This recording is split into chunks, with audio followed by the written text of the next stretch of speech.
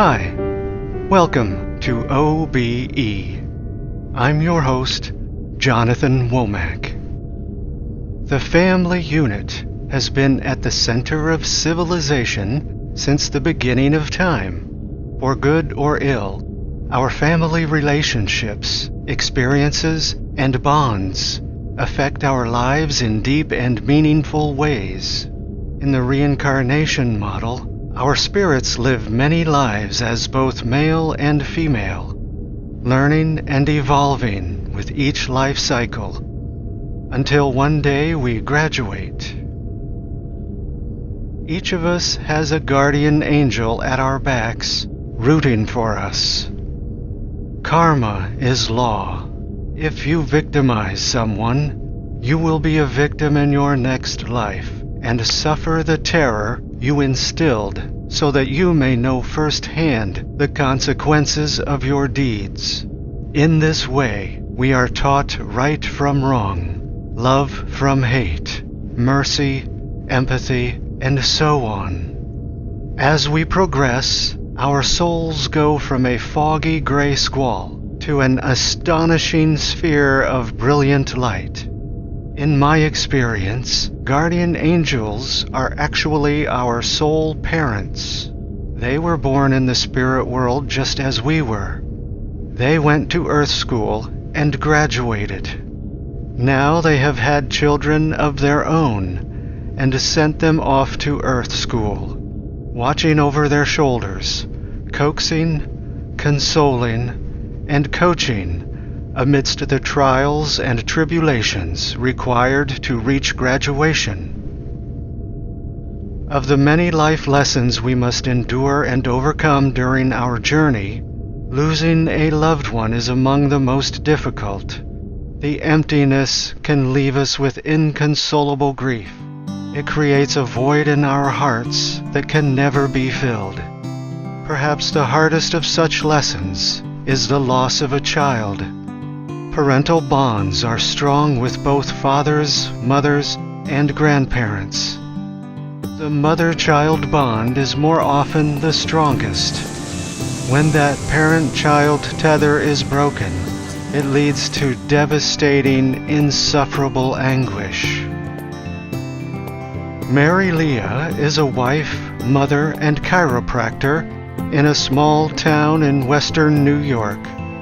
Mary's daughter Juliette was diagnosed with bone cancer, and 7 years later, Juliette crossed over at the age of 19. Mary and Juliette made a pact that if either passed away, the other would try to contact them from the physical world. After Juliette's death, Mary contacted 2 mediums as a way of helping her reach out to her daughter, whom Mary believes is alive and well in the spirit world. Her book, Between Two Worlds, chronicles Juliette's last years of life and her mother's determination to contact Juliette through a mystic. Medium Elizabeth Williams and I traveled to western New York to speak with Mary about her journey into the unknown. Here's Mary in her own words. Before the summer of 2003, I never would have imagined anything like this could happen. That cancer would touch our family, take my child. We were an ordinary family, had a nice house, dog, cat. I loved being a mom. We played marching band and dress up, danced in the rain, stomped barefoot in puddles. We finger painted, baked bread and cookies, rode bikes, read stories, built forts and snowmen. Life was busy.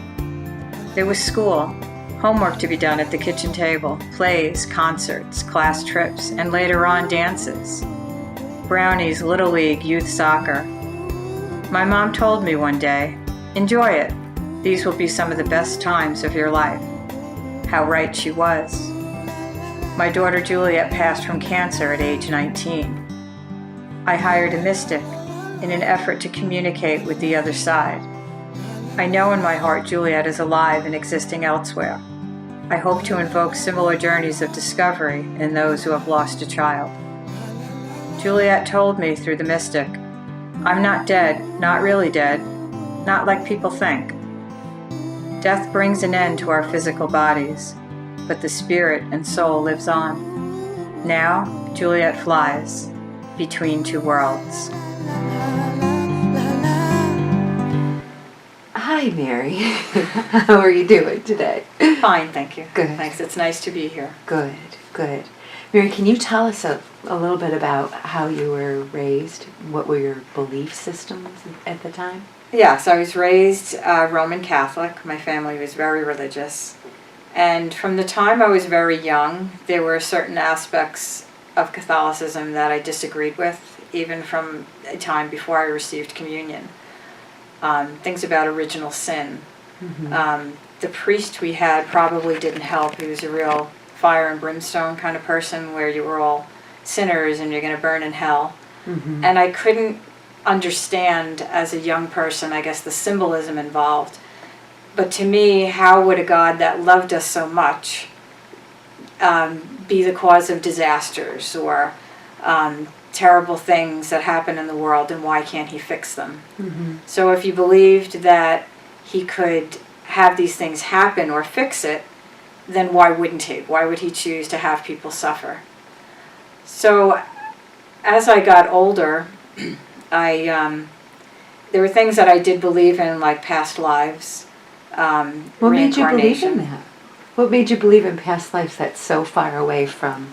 Was there something that triggered that or gave you an idea of that? No, I guess it was just a knowing that I believed that we did have a soul and that the soul carried on in some way. Mm-hmm. I still don't know exactly how, but our energy stays, our essence stays. Mm-hmm. When Juliette and I, when my daughter was towards the end of her illness, we went to Paris together, and we started talking about her funeral and what happens later, what she would like. And we made a pact, and I asked her that she please has to communicate to me somehow that she's okay. Either some type of sign, or I wasn't even really thinking of mediums at that time. I just needed to know that she was okay in some way. Mm-hmm. And she said, I'll try, Mom, I'll really try. Mm-hmm. We spoke about what she would like at her funeral, and she wanted it to be a happy time, more of a celebration of her life. And we did do that. She wanted bright colors, she wanted dancing, she wanted laughter. And we did do that, so that was nice to be able to fulfill that wish. She sounds like she's very special. What was it like to be her mom? What's it like to have a child? I always felt like our children were entrusted to us to kind of guide them and nurture them to adulthood. Mm-hmm. I tried not to force my opinions or belief on them and to accept them as they were. Mm-hmm. And I think for the most part I did. You know, they relayed to me later on that they appreciated how I raised them. Mm-hmm. Did Juliette believe that there's an afterlife or a heaven? Juliette did, listening to me know about angels and a past life. She wasn't really sure. Mm-hmm. She wasn't sure about God. She always made the comment, if there is a God, he hates me. He must hate me. Oh. Because I guess in my parents' exuberism on trying to get her to believe in Christianity and to believe in God, she felt like, why wasn't he making her better? Mm-hmm. So, because they would pray and they would say the rosary constantly. And so she just felt like if she wasn't getting better, either she was bad, that's why she wasn't getting better, or that he just didn't love her enough to make her better. Wow. So that was kind of hard to try to get her to understand that that's not really what happens, but she repeated that frequently. You know, each time she ended up relapsing 4 times, and the last time she didn't pull through. Mm-hmm. And that was something that was ongoing for her, you know, the way she felt. She didn't dwell on her illness. In fact, she did everything she could to put it behind her Mm-hmm. and to not dwell on it or think about it. Can you tell us a little bit about what her illness was? Juliette had osteosarcoma. It's a malignant bone cancer. Mm-hmm. And I didn't know at the time, and maybe I didn't want to know, but it's not that curable. Any kind of sarcoma is very difficult to cure. It's a hard tissue tumor, and they react differently than soft tissue tumors. Mm-hmm. I forgot where I was going with that. I'm sorry. What was your original question? So I asked, can you tell us a little bit about her illness and Oh, what happened and, okay. and so on? So when she first was diagnosed, the summer of going into 8th grade, she was a softball player, she was a soccer player. Mm-hmm. She didn't want to lose her leg, and so we did a. So how was it discovered that it was there? Juliette was experiencing pain right below the knee, Mm-hmm. and she was very active at the time, and we thought if she just rested it, that it would get better. She had a doctor's appointment scheduled for the beginning of August, so in July we babied it, and it became obvious that even with rest, it wasn't getting better. Mm-hmm. There was no real discernible lump, but it felt a little warm to the touch. So when we went for a physical, and I asked the doctor to please do an x-ray just to see what's going on there. Mm-hmm. I'm thinking shin splints. Mm-hmm. I'm thinking that, just some tracking of the muscles, that, tibialis muscles maybe wasn't quite what it should be, and that was causing some pain. When I got the x-ray back in the mail, because I was bringing it to an orthopedic surgeon, and I saw the classic starburst appearance of osteosarcoma, I just went cold and started shaking because I realized what it was, and Well, was you have really such scared. a background in naturopathy as well as medicine. Yes, I'm a licensed chiropractor. Mm-hmm. So I'd never seen, actually, as soon as I saw it, I knew immediately what it was. Oh my gosh. So that was really we went to the doctor, the orthopedic surgeon, and we were scheduled to go on vacation. He set up appointments for us with specialists in the city, and he said, nothing is going to be done for 2 weeks anyway. He said, go away, enjoy your family, you need the rest. He said, it's going to be a long time before you're able to relax again. And he was right. He was right. So she spent a year on chemo, many different types of chemo. And then when summer rolled around and she was getting ready to go back to school, she was still on crutches because she had non-union of the bone. She ended up having a metal rod put in her leg, and it got attached to the femur. So she was able to swim. So she decided to go out for the swim team. And she was on the swim team, perfect sport for her, helped with rehab. And she just liked being part of a team. She liked competing, and she liked being a part of something. So she didn't dwell on what she couldn't do. She focused on what she could do. And she was hopping around the pool deck on crutches in the slippery water, and I just couldn't look. And then, her cancer came back about every 18 months or so, every 2 years. She went to college. She had her first year. When she came home for the summer, she was due for a scan. The scans were being done about every 6 months at this point, between 3 months and 6 months. And when she went for her scan in late July, beginning of August, they realized that she had it again. She was not able to return to school for a semester. And during that time, the cancer drugs were not working anymore. She ended up having a neurotoxic reaction, and they weren't sure she was going to pull out of it. I felt at that time that she had left her body. And a friend of mine who's a shaman and does Reiki was trying to find her, and he said, I can't find her. Everything is all murky. He said, I really can't find her. So I knew she had kind of left her body, but she came back. Really? Yeah. So, and she didn't know how to explain it to me at the time. Was she different then? Did she have a different kind of personality? I really couldn't tell. She was very angry because she didn't like what was going on. She didn't like her choices. Initially, she wasn't going to try to do anything the last time the cancer showed up. She finally decided to do something. She was 18 at the time.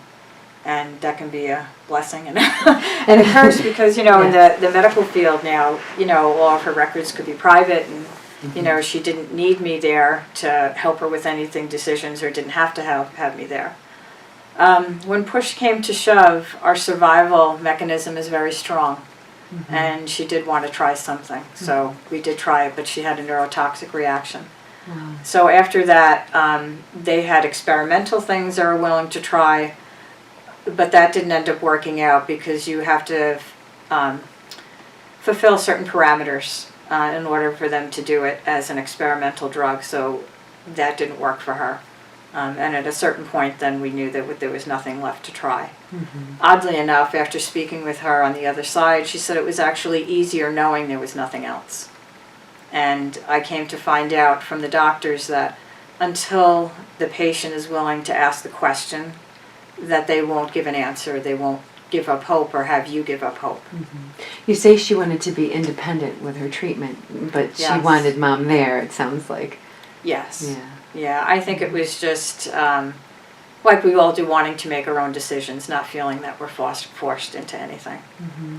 So we were able to go to Paris, and that was a great time to spend with her and to kind of stay close and, you know, be able to get a chance to just talk about different things. And it was nice to be able, we slept together and we snuggled, and Why she Paris? wanted that touch. Why Paris? Juliette wanted to go to Paris. Mm-hmm. Not sure why, but she wanted to go to Paris. Really? And at that point, when she left school, she needed to be in a wheelchair. She couldn't walk anymore. Mm. So we arranged to get that. And before coming home, she was starting to have trouble breathing. Mm. So I arranged for Sal to get oxygen for her. Mm-hmm. And she was able to have, she was pledging a sorority. And they came out to the house so that she could fulfill that. And they did that with her. That was a great time. She was very happy. Very nice. And then she was ready to go. Mm-hmm. What So I'm was glad that like? she was able to be home. How was she behaving when it was time for her to leave? Did she? She was started close? having difficulty eating and drinking, even just like smoothies. So she kind of stopped eating. She got very weak. She needed assistance to use the bathroom. Mm-hmm. And she loved when I rubbed her feet, so that, you know, that soothed her and calmed her. So I would rub, you know, her feet.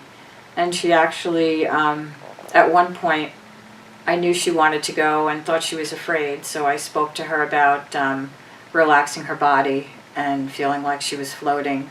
And did she see her uncle? Did she see her great-grandmother? Mm-hmm. That they would be waiting for her and it was okay to go. And she ended up falling into a deep sleep.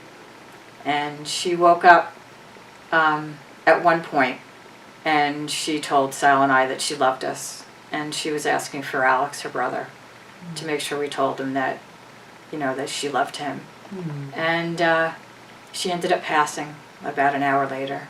Mm-hmm. And it was very, very uneventful. I suddenly realized, I looked up and I didn't see her breathing anymore. Mm-hmm. You know, and then I waited a couple of seconds and then she passed. Mm-hmm. But I was glad to be able to have her be home. That was something that she wanted. She didn't want to be in the hospital when she passed. She wanted to be home. Mm-hmm. And I was able, you know, to do that for her.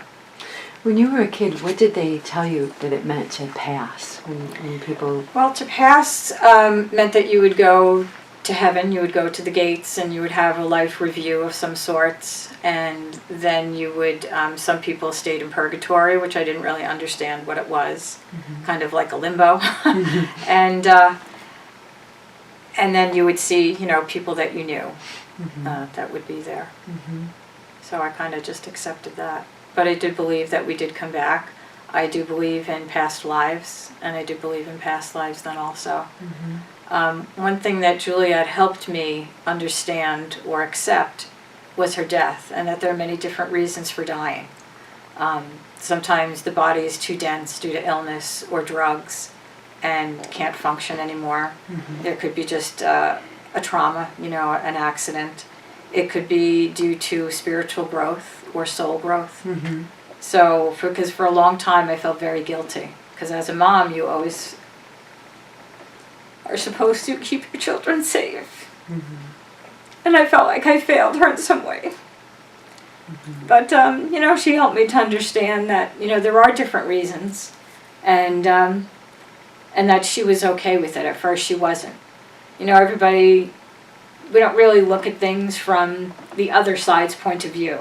So when I believed after visiting a medium that it really was her, then I started thinking, well, she can see me.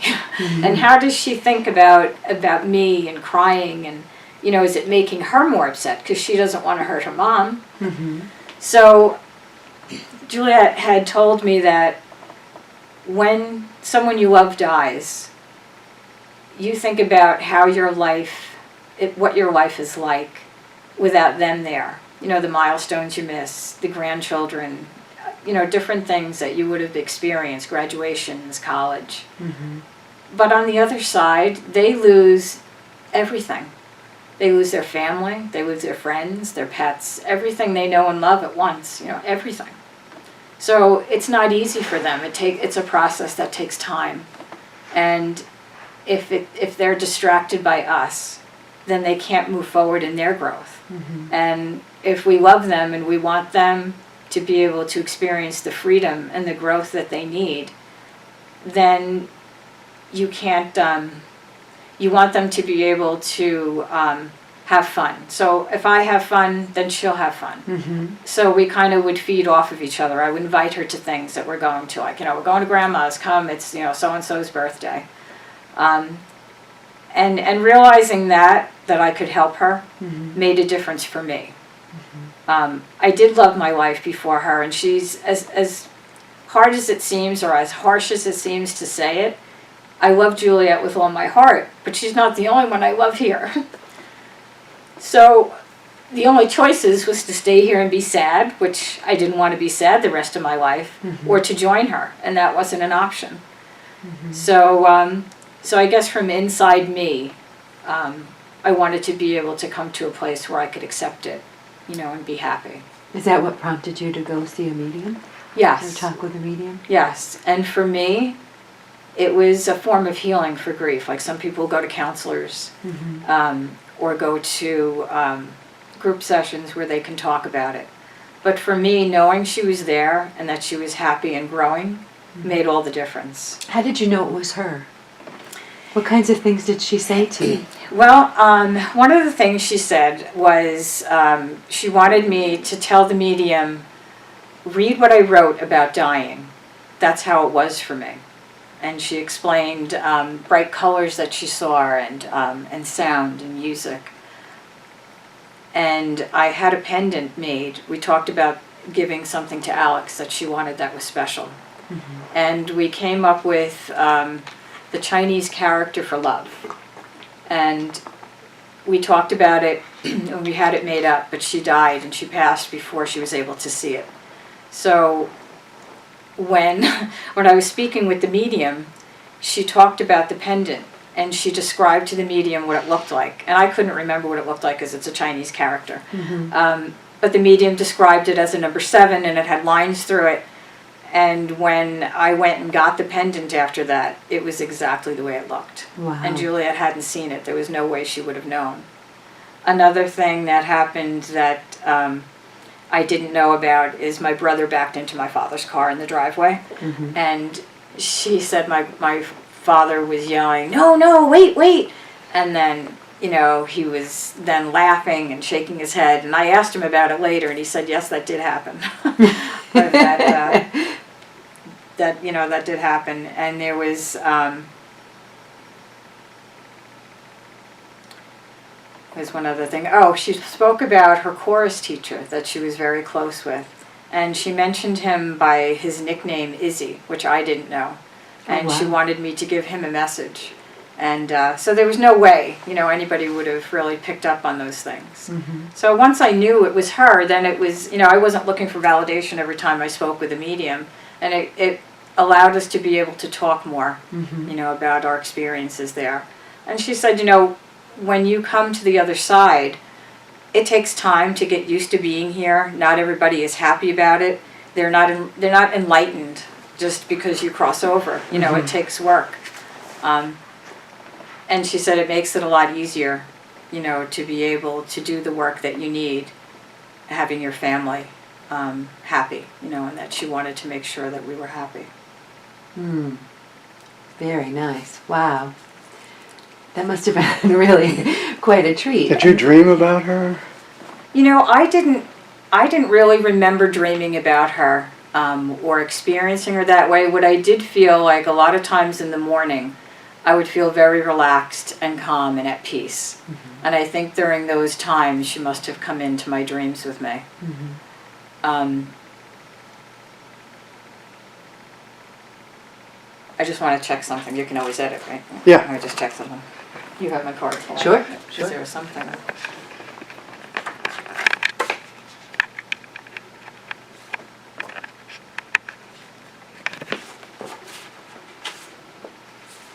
Okay. So one thing Juliette shared with me that that I thought was very interesting is about heaven. And about people on the earth feel that heaven is a place, kind of like Florida. And she said, it's not that at all. She says, it's a state of consciousness. Mm-hmm. It's not even how you think. It's more how you feel.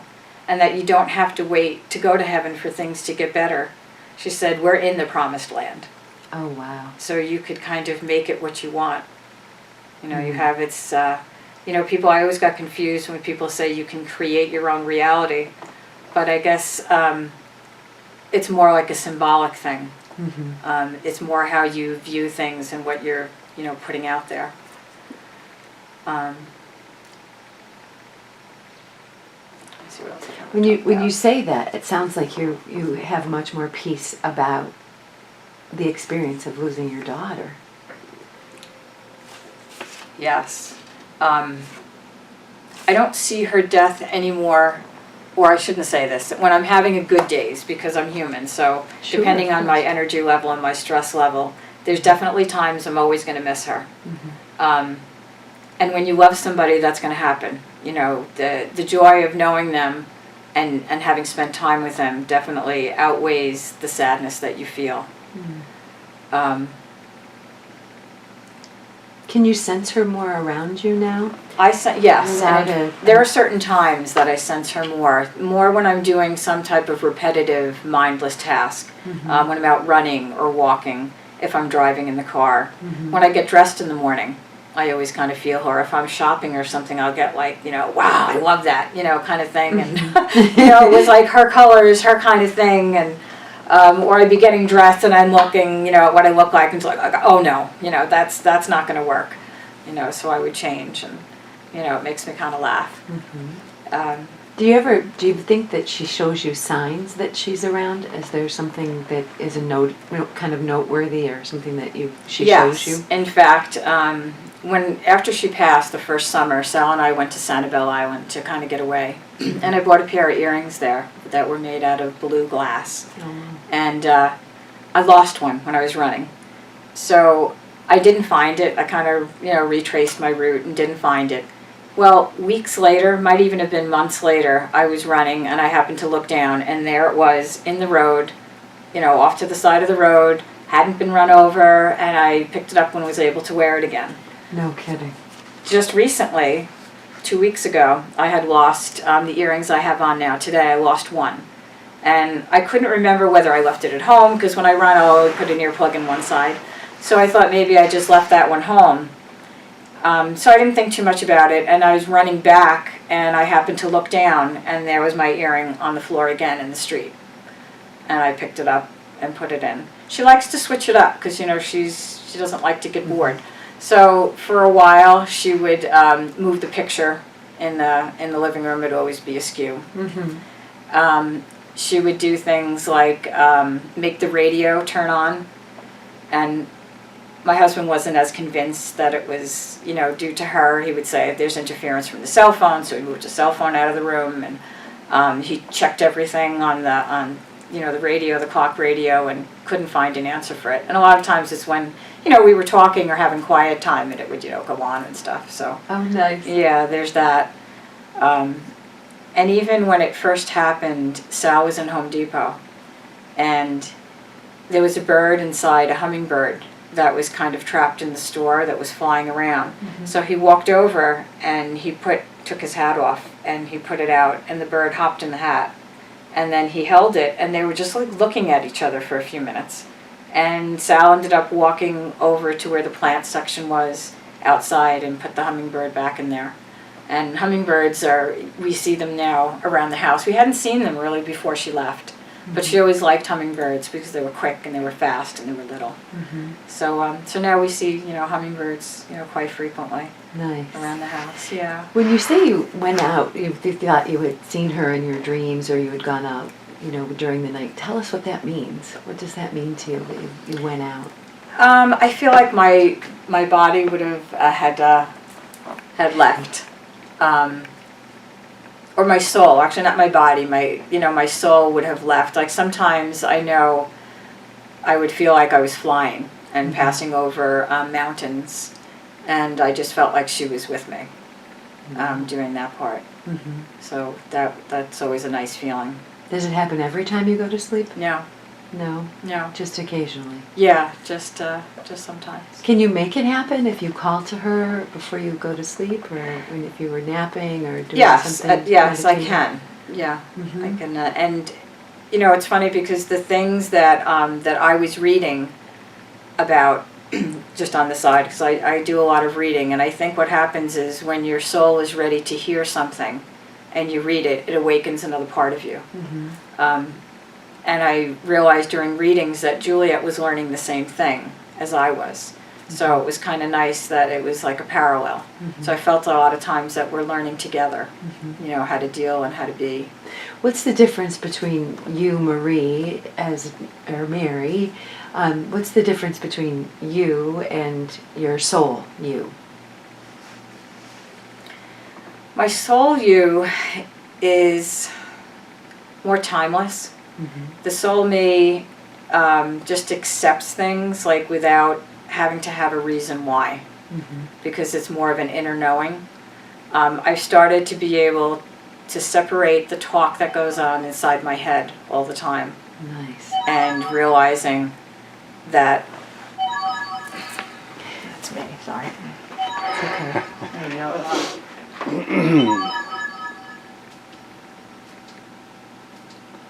Time for a commercial break.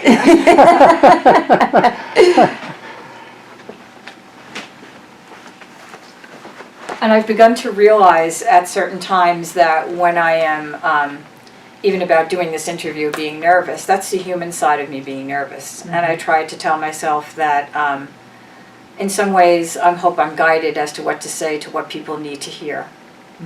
And for me, knowing that my daughter was okay and growing on the other side made all the difference. As far as how long my grief lasted. I'm able to do things in the community to show people that you can get by and you can be happy and live a life, a fulfilling life, even though you miss the person that's here. A lot of people when they pass, or when you have someone that passes, you forget how to live by yourself, and not always have that person in your thoughts, because you could make anything about that person not being here. You can, any memory or any event, you can connect it to them and have it make you sad. And I wasn't willing to be sad all the time, and I was tired of being sad. I missed me. And my family missed me.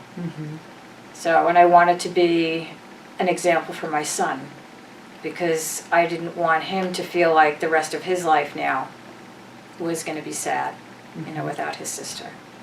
Do you think that maybe Juliette's purpose here was to die at 19, so that you might have an opportunity to grow spiritually? Yes, that was brought up to some extent. I think I would have grown spiritually regardless, but I think this fast-forwarded it. She believes, and I had a hard time believing this, because why would I ever agree to it, that there's some type of agreement that is made before we come here, and that's what we fulfill. And if it does help knowing, like, I'm okay, or I felt better knowing that I helped her soul. And if that's what it took for her to help her soul, then I was glad to be able to do that for her. And I know that I'll see her again. It's not forever, just for now. What do you want people to know most about Juliette? Both now that she's on the other side, or in heaven, and when she was here physically? I want people to know how she didn't let the illness define her. Mm-hmm. She didn't like being the poster child, for her illness, and didn't really want people to know. She didn't want special treatment. She was able to switch gears and focus on what she could do and not what she couldn't do. Mm-hmm. And a lot of us, I think, are guilty of that. We take the one thing in our life that we don't think is going right and forget to be grateful for all the things that are going right and the people that are here that we love and, just our positions in life. Mm-hmm. And I think that serves as a good kind of like role model for people. Mm-hmm. So since Juliette's been on the other side, what does she tell you that God is? She's not quite sure about God. Personally, I feel God is more a definition of life. All the religions try to define God because everyone's trying to figure out how we came into existence. Mm-hmm. So I think it was easier to think of someone giving us these things or being the head person. But I don't really think there is a head person. I think it's just God is life, God is joy, God is freedom. And a lot of the religions, I think, guide us towards kind of knowing this and being in charge of our life more than just saying that if you follow a religion, you're going to go to heaven. Well, what happens when you don't believe in that religion? I mean, everybody else that doesn't believe what you believe is going to hell. And that really doesn't make sense either. So I think it was a way for people to get along in society. And I think there are certain truths. And I think that certain people came to the earth in this lifetime as an example to show how we could all do that. And I think it's more... God is, I kind of relate it to a bunch of cells in our body make up a body part. Like all the cells in your finger will make up your finger. But your finger is also part of your body. And our bodies are part of this earth, along with the animals and the plants and what makes it up. And then everything here is a part of the universe. So I'm thinking that it's kind of, for me, it kind of mirrors those things. That all of us together make up God, or that God is in each one of us. Mm-hmm. And so that we can be like God. Mm-hmm. Did Juliette's passing, did it reinforce your faith, or did it take it away? For a while it took it away. I felt very betrayed by everything that I believed in. I believed that God was good and He would make her better, that I would have my miracle. Mm-hmm. I said the rosary every day, and I had positive thinking all the time, and we did diet changes, and just did kind of, some Reiki, some different types of things, meditation. Mm-hmm. And when none of those things worked, it was just really hard for me to accept anything. I felt very loss of control. But then I started to realize, and Juliette told me during a reading, that she doesn't think of her life as tragic or ending too soon. She thinks of it as your days are gifted, not numbered. Wow. And when you think of it that way, and now when I wake up in the morning, I'm thankful that I'm here, and I give thanks that I'm here to spend another day with my loved ones. Mm-hmm. And she sounds very wise. She does. She learns a lot quicker than we do here. So I'm glad for her input.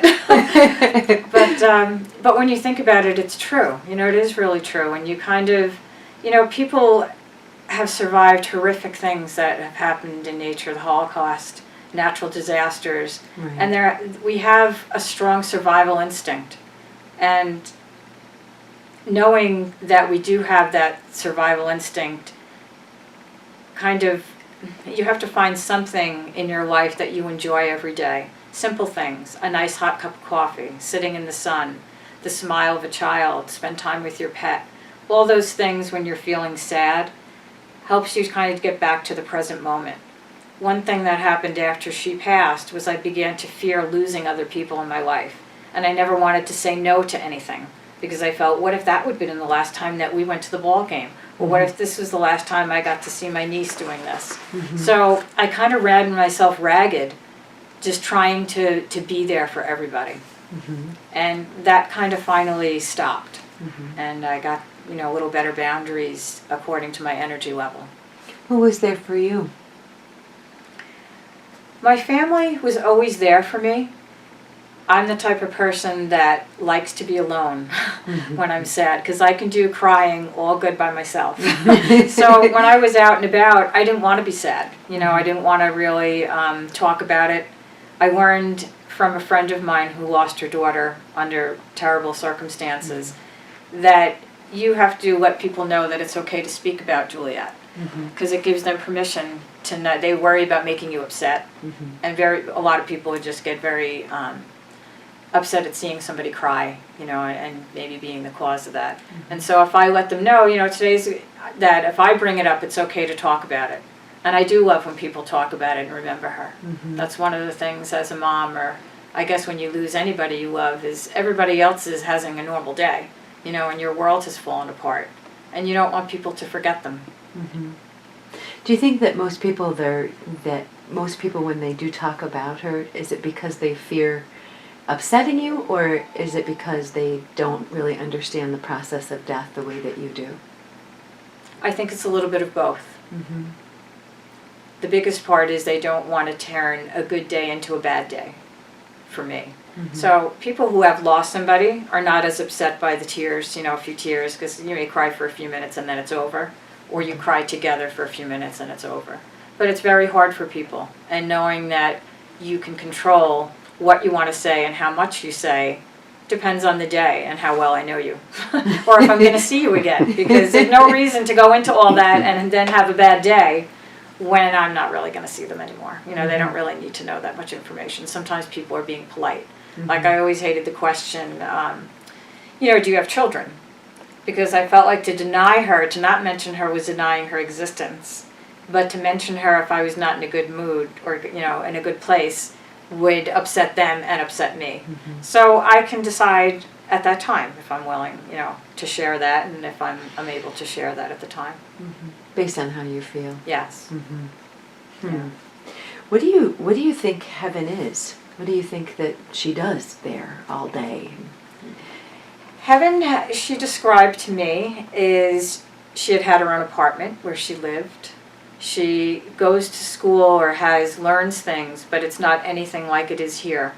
She says they teach you things that are more real. Who are they? They are souls that are maybe a higher level, for lack of better words to say, or how to classify them. She described a book of records. Really? Where everything that's happened on the earth, because the earth has its own book of records, and everything that's happened in your past lives is all recorded. No information is too small. And she was able to see that, and we have led past lives together. Really? Can you tell us more about that? Do you feel comfortable talking about it? I mean, she mentioned a couple of past lives that we helped each other pass. And we were very involved with the care of a mother at one time. And for her, she had a lifetime where she helped me pass. And then she was taken into... I guess she was restricted in some way where she couldn't leave. Not really like a slave, but she was more like her position, because of the times women didn't live alone. So she was working, I guess, with a family, but not able to be free, not able to go where she wanted, whenever she wanted. Interestingly enough, she had leg issues in another lifetime. Really? And she couldn't run. She was very restricted with the amount of education she was allowed to have. And I'm thinking that's why she was so excited and loved to learn. She was an excellent student. She enjoyed it. Were there other instances of past lives that correlated with the life that she led this time? I'm not sure. Okay. Now I'll just see what other things were. I think we were about to end, and I'll give the... Okay. So then I'm going to read the last part of her essay. Okay. Okay. When Juliette was in high school, Juliette loved to write. And she was in a creative writing class where they had to pick a quote. And Juliette picked the quote about the law of conservation of energy, how matter is neither created or destroyed. What's the rest of that quote? Do you guys know off the top of your hand? I could look at it. It only changes form. Thank It you. only changes form. So matter is neither created or destroyed, it just changes form. Mm-hmm. And she wrote an essay about that. And this is the last paragraph in her essay. When my time to die is near, I will not grieve. I will accept my fate calmly, and when my body is gone, I will rejoice to join the symphony of time contained in every living, breathing body. My heart will sing at the thought of joining the matter of dinosaurs, the cavemen, the uncountable men and women long since dead, each with his own story, and each a part of the remarkable pageant of time, in which we are not players, but mere specks of dust existing in a temporary world, until we are freed of our bodies and allowed to join in the history of time, to be one with the delicate flower, a soaring bird, a mighty redwood tree, and every star and planet of the galaxy. Wow. And she wrote that when she was 18? No, she wrote that when she was 15. And she told me in a reading that when she wrote that, she somehow knew it was going to be important later. She didn't know why, but she felt like it would be important. Mm-hmm. But it was a remarkable insight for someone that young. I think she was probably being guided. Mm-hmm. It sounds like Yeah. it. It sounds like it. So you do believe in guides, angels, spirit Yes. guides? Mm-hmm. Yeah. What do you believe they are? I believe that there are people who have gone before us, have passed over, and have reached a level of growth and awareness that now they're able to help others. Mm-hmm. So, as a Catholic, when you were raised Catholic, I'm sure you believed in angels, and Yes. did you have that same understanding then? What did you think angels were at that time? I thought angels, like our guardian angel, and angels were there to help us. Mhm. You know, if we wanted it, if we asked for help, or even if we don't ask for help, they would try to guide us on our soul path. Mhm. Because our soul path can be completely different than our life path, Mm. which is kind of, interesting, and I think people are just not aware of it. Mm-hmm. Do you think Juliette's an angel? I don't know if she's an angel, but she's had a remarkable growth in awareness. And I'm not sure what you need, what your qualifications would be in heaven, to be an angel. You have to graduate To first. graduate, yeah.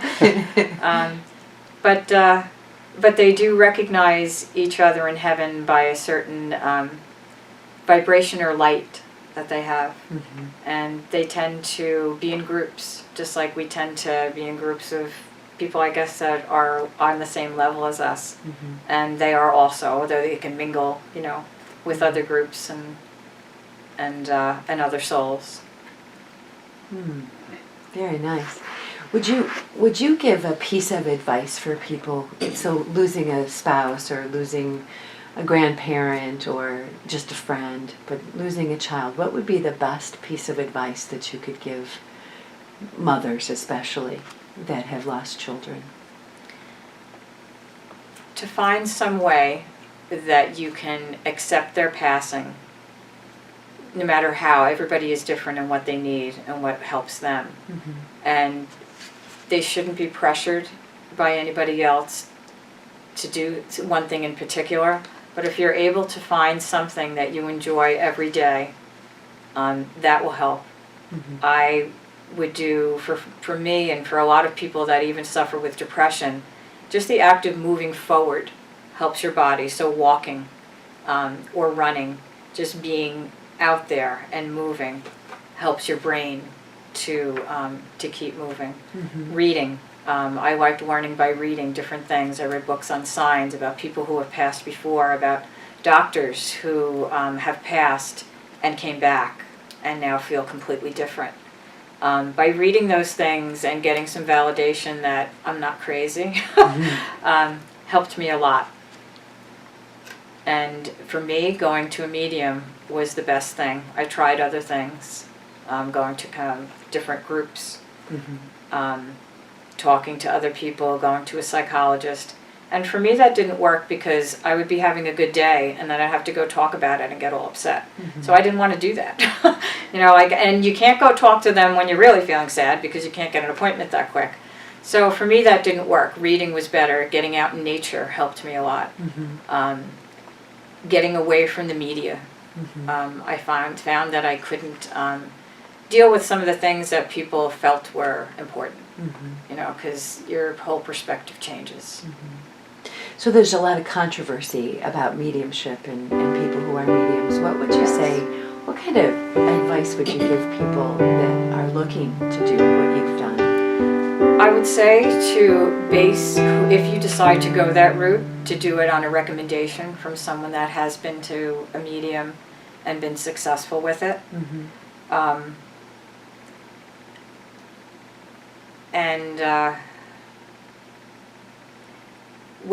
When you go to a medium, if you're open, I think that helps the medium be able to express what she needs to also, because people that are all closed off, it's hard for them and for the medium then to open them, and you have to be willing to hear or ready to hear. Sometimes when you go to a medium, the medium's choice of words or the syntax of their voice changes and it reminds you of that person.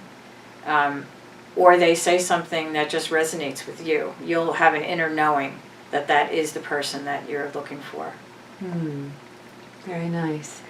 What is the most remarkable thing that you remember from hearing from a medium? What was the most remarkable thing that you remember Juliette saying to you? I think when she said to me about heaven is not a place like Florida, it's just a state of being.